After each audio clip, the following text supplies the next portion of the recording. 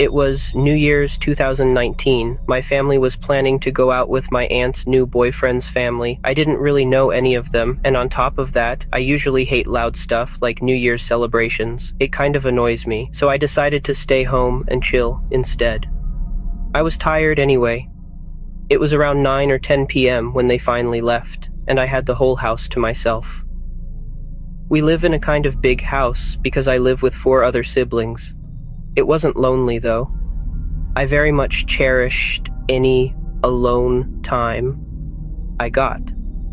So, I went upstairs and started watching Friends, back when it was still on Netflix. I watched a few episodes before getting bored, made a snack, and headed back to my room downstairs.